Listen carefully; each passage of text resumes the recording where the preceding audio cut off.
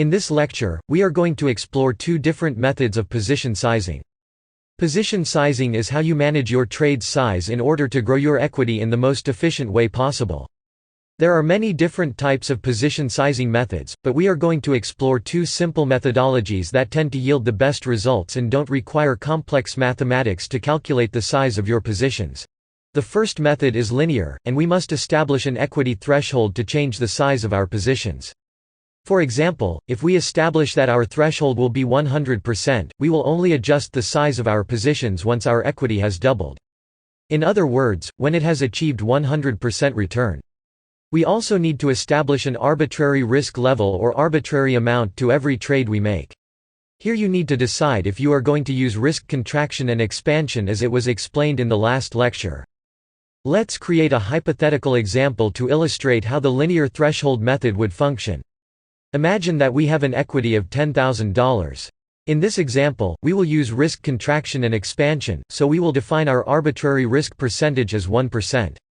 That way, every trade we make will risk 1% of our equity regardless of our stop-loss size. Our threshold will be 100%, so when the account reaches $20,000, we will adjust the size of our trades again, but not until it hits this threshold.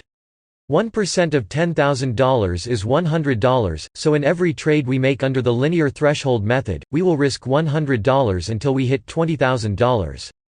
Once the threshold is met, we adjust the size of our trades to 1% of the new equity, which is $20,000. From that point on, we will risk 1% of $20,000 until we reach the next threshold of 100%, which will be $40,000. The established threshold can vary, of course. The lower the threshold, the more risk you will be taking, and consequently, the faster your account will grow. However, remember that more risk can also mean larger losses, so be fully aware of that before you decide on which position sizing method you will use. Remember also that you should not use an arbitrary risk that is too high. The reason for that is that the more risk you assume, the more you will be bound to suffer from an amplified state of the cognitive biases that we will be studying in future lectures. The less risk you take, the easier it will be for you to deal with your losses and to manage your emotions in real time.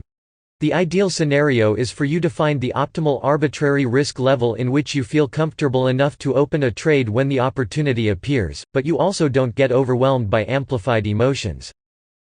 If you want to use the linear threshold method without risk contraction and expansion, you will need to determine a fixed amount to open your trades based on your available margin. That is correlated with your available account leverage, but as a rule of thumb, you should not use more than 5% of your available margin. The procedure regarding the adaptation of the trade size is similar to the example where we use risk contraction and expansion. The only difference is that without risk contraction and expansion, instead of defining an arbitrary risk percentage, you will define an arbitrary margin percentage for your trade. For example, let's imagine that you have $10,000 in an account with 1 to 200 of leverage. You also defined your arbitrary margin percentage as 3%.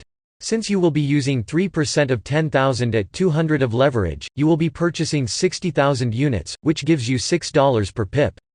Once again, these numbers are completely arbitrary because they depend on your subjective experience of risk. Just remember to not exaggerate because you want to make money fast. That's never a good idea. The other position sizing method that we will be exploring is an extrapolation of the linear threshold method, and it's called moving threshold.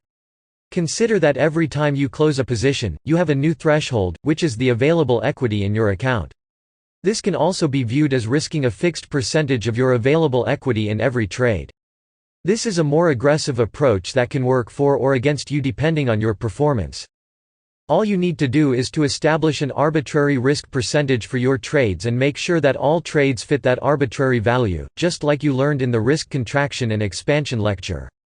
For example, let's say you have $25,000 and you want to risk 3% of your account every time you make a trade. All you need to do is use the risk contraction and expansion formula you learned in the last lecture to adjust the size of each trade. The main difference between the linear threshold and the moving threshold method is the nature of how the arbitrary threshold shifts. The method that you are going to use is completely up to you due to the subjective nature of how each person interprets risk and your tendency to be risk-seeking or risk-aversive. In the next lecture, we will be exploring the idea of shooting stops forward as a method of relieving the pressure of constant risk-taking in the market.